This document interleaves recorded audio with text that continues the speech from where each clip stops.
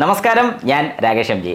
Diesel വാഹനം എടുക്കണമെന്ന് ആഗ്രഹമുള്ള എല്ലാവരും ഒന്ന് ഈ വീഡിയോ കാണുക. അതായത് ഡീസൽ വാഹനം എടുത്തിട്ടുള്ള ആൾക്കാർ അല്ലെങ്കിൽ ഇനി എടുക്കാൻ പോകുന്ന ആൾക്കാർ പ്രത്യേകം ശ്രദ്ധിച്ചോണം. അതും BS6 വാഹനം എടുക്കാൻ ഉദ്ദേശിക്കുന്ന ആൾക്കാർ ഈ ഒരു വീഡിയോ ഉറപ്പായിട്ടും കണ്ടിരിക്കണം. കാരണം ഞാൻ ഈ വീഡിയോയ്ക്കകത്ത് പറയാൻ പോകുന്ന ഒരു കാര്യം DPFനെ കുറിച്ചാണ്. DPF എന്താണെന്ന് ചോദിച്ചു കഴിഞ്ഞാൽ ഡീസൽ പാർട്ടിക്കുലേറ്റഡ് ഫിൽട്ടർ ആണ് DPF എന്ന് ഉദ്ദേശിക്കുന്നത്. എന്താണ് ശരിക്കും ഇതുകൊണ്ട് ഉദ്ദേശിക്കുന്നത്, അല്ലെങ്കിൽ ഈ ഒരു DPF ഉള്ളത് കൊണ്ട് നമ്മുടെ വാഹനം, അതായത് ഒരു ഡീസൽ വാഹനത്തിന് എന്തൊക്കെ കംപ്ലൈൻറ്റുകൾ ഉണ്ടാകും എന്നുള്ളതിനെ കുറിച്ചാണ് ഞാൻ ഇന്ന് ഈ വീഡിയോയിൽ പറയാൻ വേണ്ടി പോകുന്നത്. അതായത് ഇപ്പോൾ ശരിക്കും പറഞ്ഞാൽ നമുക്കറിയാം BS6 ആയതിനു ശേഷം നമുക്ക് വന്നിരിക്കുന്ന അല്ലെങ്കിൽ വാഹനത്തിന് വന്നിരിക്കുന്ന കുറച്ച് മാറ്റങ്ങളിൽ ഒന്നാണ് DPF വേണോ എന്നുള്ളത്. അപ്പോൾ എന്താണ് ശരിക്കും DPF ഉണ്ടെങ്കിൽ എന്തൊക്കെ പ്രശ്നങ്ങൾ നമ്മുടെ വാഹനത്തിൽ ഉണ്ടാകും, എന്താണ് അതുകൊണ്ടുള്ള ഗുണം എന്നുള്ളതിനെ കുറിച്ചാണ് നമ്മൾ ഇന്ന് ഈ വീഡിയോയിൽ സംസാരിക്കാൻ പോകുന്നത്. അപ്പോൾ എല്ലാവർക്കും welcome back to my channel MG Explore.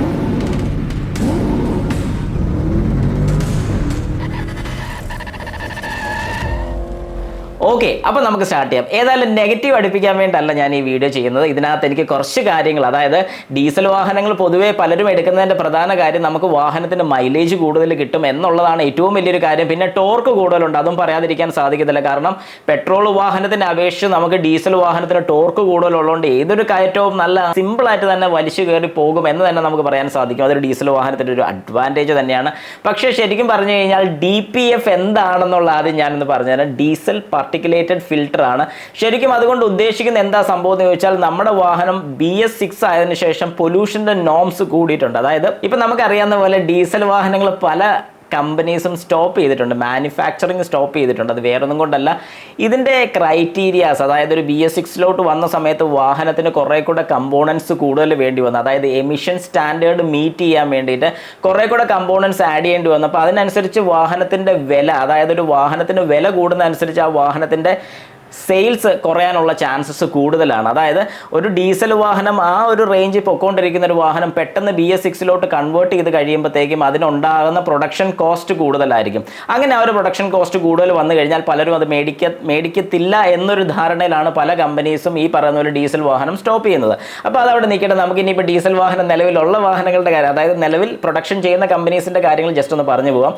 Diesel വാഹനങ്ങൾക്കെല്ലാം ഇപ്പോൾ ഇറങ്ങുന്ന BS6 വരുന്ന ഡീസൽ വാഹനങ്ങൾക്കെല്ലാം DPF വരുന്നുണ്ട്. DPF എന്താണ് ചെയ്യുന്നതെന്ന് ചോദിച്ചു കഴിഞ്ഞാൽ ബേൺ ചെയ്ത് കഴിഞ്ഞ് എക്സോസ്റ്റിൽ പോകുന്ന ഒരു ഗ്യാസ് കാറ്റലിറ്റിക് കൺവേർട്ടർ വഴി തിരിച്ചു വരുന്ന സമയത്ത് ഇതിനകത്ത് അൺബേൺഡ് ആയിട്ട് വരുന്ന പൊടി, അല്ലെങ്കിൽ ഈ പറയുന്ന പോലെ തരികൾ അല്ലെങ്കിൽ കാർബൺ ഡെപ്പോസിറ്റിനെ സൂക്ഷിച്ചു വെക്കാൻ വേണ്ടി അല്ലെങ്കിൽ ഫിൽട്ടർ ചെയ്യാൻ വേണ്ടി, ശരിക്കും ഒരു അരിപ്പ എന്ന് തന്നെ നമുക്ക് പറയാൻ സാധിക്കും, അങ്ങനെ അരിച്ചു വിടാൻ വേണ്ടിയിട്ട് യൂസ് ചെയ്യുന്ന ഒരു ഐറ്റമാണ് DPF എന്ന് പറയുന്നത്. പക്ഷേ ഈ DPF അപ്പോൾ എന്താണ് ചെയ്യുന്നതെന്ന് ചോദിച്ചാൽ നമുക്കറിയാം ഡീസൽ വാഹനത്തിൻ്റെ എക്സോസ്റ്റ് പൈപ്പിൻ്റെ അവിടെ നമ്മൾ ചുമ്മാ ഒന്ന് കൈയിട്ട് ഇങ്ങനെ തൂത്തെടുത്ത് കഴിഞ്ഞാൽ കാർബൺ ഡെപ്പോസിറ്റ് കിട്ടും. അതായത് അതിൻ്റെ അർത്ഥം ഡീസൽ വാഹനത്തിൽ ബേണിങ്ങിലോട് കൂടി കാർബൺ ഡെപ്പോസിറ്റ് ഭയങ്കര കൂടുതലാണ് വരുന്നത്. ഈ കാർബൺ ഡെപ്പോസിറ്റ് പുറത്തോട്ട് പോയി കഴിഞ്ഞാൽ അല്ലെങ്കിൽ അറ്റ്മോസ്ഫിയറിലോട്ട് പോയി കഴിഞ്ഞാൽ ഒരുപാട് പൊല്യൂഷൻസ് ഉണ്ടാക്കാനുള്ള കാരണമാകും. ആ ഒരു കാരണം കൊണ്ടാണ് ശരിക്കും ഈ പറയുന്ന പോലെ ഒരു കാർബൺ ഡെപ്പോസിറ്റിനെ ഫിൽട്ടർ ചെയ്യാൻ വേണ്ടി, അല്ലെങ്കിൽ ഇങ്ങനത്തെ പാർട്ടിക്കിൾസിനെല്ലാം ഫിൽട്ടർ ചെയ്യാൻ വേണ്ടിയിട്ടാണ് DPF യൂസ് ചെയ്യുന്നത്. ഈ DPF ചെയ്യുന്നത് എന്താണെന്ന് ചോദിച്ചു കഴിഞ്ഞാൽ ഈ DPFൻ്റെ ശരിക്കുള്ള വർക്കിംഗ് എന്ന് പറഞ്ഞാൽ ഇതിനെ കളക്ട് ചെയ്ത് വെക്കുക, പ്രത്യേകിച്ച് ഒരു ഇൻ്റർവെൽ കൂടുമ്പോഴത്തേക്കും ഈ പറയുന്ന പാർട്ടിക്കിൾസിനെ ചാരമാക്കുക, കുറേ കൂടെ ഫിൽട്ടർ ചെയ്ത് ഹീറ്റാക്കി അതിനെ ചാരമാക്കി പുറത്തോട്ട് തള്ളുക. ഇതാണ് ശരിക്കും ചെയ്യുന്നത്. പക്ഷേ ഇവിടെ ഉണ്ടാകുന്ന ഒരു കംപ്ലൈൻറ്റ്, അല്ലെങ്കിൽ എന്തുകൊണ്ടൊരു ഡീസൽ വാഹനം എടുക്കുന്ന സമയത്ത് നിങ്ങൾ ശ്രദ്ധിക്കണം, അല്ലെങ്കിൽ നിങ്ങൾക്ക് പണി കിട്ടാൻ ചാൻസ് ഉണ്ടെന്ന് ഞാൻ പറഞ്ഞതിൻ്റെ കാര്യം എന്ന് പറഞ്ഞാൽ, ഡീസൽ വാഹനം എടുക്കുന്ന സമയത്ത് ഓട്ടം കുറവുള്ള വ്യക്തികളാണെന്നുണ്ടെങ്കിൽ ഈ DPFൻ്റെ വർക്കിംഗ് എന്താണെന്ന് ചോദിച്ചു കഴിഞ്ഞാൽ ഞാൻ ഈ പറഞ്ഞ പോലെ കാർബൺ ഡെപ്പോസിറ്റ് അല്ലെങ്കിൽ ഇതിൽ നിന്ന് വരുന്ന ഡെപ്പോസിറ്റുകളെല്ലാം സൂക്ഷിച്ചു വെക്കുക. വളരെ സിമ്പിളായിട്ടാണ് ഞാൻ പറഞ്ഞു തരുന്നത്. അതായത് കാർബണിൻ്റെ കണ്ടന്റ്, കരി ഇതിനകത്ത് സൂക്ഷിച്ച് വെക്കുക. ഇതാണ് ശരിക്കും DPFൻ്റെ മെയിൻ അഡ്വാൻറ്റേജ്, അല്ലെങ്കിൽ അതിൻ്റെ പരിപാടി എന്ന് പറയുന്നത്.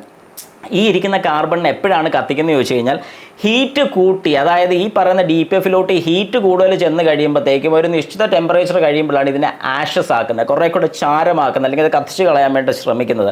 അപ്പോൾ ശരിക്കും പറഞ്ഞു കഴിഞ്ഞാൽ ഇവിടെ ഒരു ടെമ്പറേച്ചർ ക്രിയേറ്റ് ആവുന്ന എപ്പോഴാണെന്ന് ചോദിച്ചാൽ ഈ വാഹനം ഒരു ലോങ് ഡ്രൈവ് പോകുന്ന സമയത്താണ്. അതായത് എപ്പോഴാണോ വാഹനം ഒരു ലോങ് ഡ്രൈവ് പോകുന്നത്, ഏകദേശം ഒരു 40 to 60 മിനിറ്റ്സ് ഒക്കെ ഈ വാഹനം, അതായത് 1 മണിക്കൂറോളം വാഹനമൊക്കെ ഓടുന്ന സമയത്ത് നന്നായിട്ട് ചൂടാകുമ്പോൾ മാത്രമേ ഉള്ളൂ ഇതിൻ്റെ ഒരു ഫംഗ്ഷൻ അല്ലെങ്കിൽ ഇതിൻ്റെ ഒരു പ്രോപ്പർ വർക്കിംഗ് നടക്കത്തുള്ളൂ.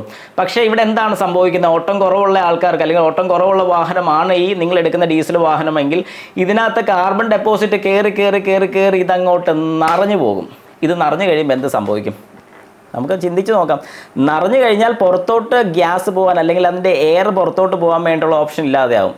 വാഹനം സ്റ്റാർട്ടിംഗ് ഡിലേ കാണിക്കും, പുള്ളിംഗ് ലെസ് കാണിക്കും, വാഹനത്തിൽ ആക്സിലറേറ്റർ കൊടുത്തു കഴിഞ്ഞാൽ വാഹനം റേസ് ആകത്തില്ല. അതായത് ഡീസൽ വാഹനത്തിന് വരുന്നൊരു കംപ്ലൈൻ്റ് ആണ് ഞാൻ ഈ പറഞ്ഞത്, റേസ് ആകത്തില്ല. വാഹനം സ്റ്റാർട്ട് ചെയ്തു, റേസ് ചെയ്യാൻ നോക്കിയിട്ട് റേസ് ആകുന്നില്ല. വാഹനം സെക്കൻഡ് ഗിയറിൽ നിന്ന് തേർഡ് ഗിയറിലോട്ട് ഇടാനുള്ള സ്പീഡ് കിട്ടുന്നില്ല, RPM കയറുന്നില്ല. എന്തുകൊണ്ടാണ് ഇങ്ങനെ സംഭവിക്കുന്നതെന്ന് ചോദിച്ചാൽ, ഞാൻ ഈ പറഞ്ഞ പോലെ ഒരു DPF ബ്ലോക്ക് ആയിട്ടുണ്ടെന്നുണ്ടെങ്കിൽ ഉറപ്പായിട്ട് ഈ പ്രശ്നം കാണിക്കും. ഓട്ടം കുറവുള്ള വാഹനത്തിൻ്റെ കാര്യമാണ് ഞാനിത് എടുത്തെടുത്ത് പറയുന്നത്, വേറെ ഒന്നും കൊണ്ടല്ല. പലരും സംശയം ചോദിക്കും, അതായത് എൻ്റെ വാഹനം നന്നായിട്ട് ഓടുന്നുണ്ട്, പിന്നെ എനിക്ക് കുഴപ്പമൊന്നുമില്ല. കുഴപ്പമില്ല, ഓട്ടം കുറവുള്ള വാഹനത്തിൻ്റെ കാര്യമാണ് ഞാൻ ഈ എടുത്ത് പറയുന്നത്. അത് ഓട്ടം ഉണ്ടെന്ന് പറഞ്ഞാലും ഡെയിലി ഒരു 10 കിലോമീറ്റർ അങ്ങോട്ട് 10 കിലോമീറ്റർ ഇങ്ങോട്ട്, ഇതിന് ഓട്ടം ഉണ്ടോ എന്ന് ചോദിച്ചു കഴിഞ്ഞാൽ ഓട്ടം ഇല്ല എന്ന് തന്നെ ഞാൻ പറയത്തുള്ളൂ. കാരണം അത് ഹീറ്റ് ആകാനുള്ളൊരു ചാൻസ് കിട്ടുന്നില്ല, അല്ലെങ്കിൽ ആ വാഹനം ഒന്ന് ഹീറ്റ് ആകുന്നില്ല.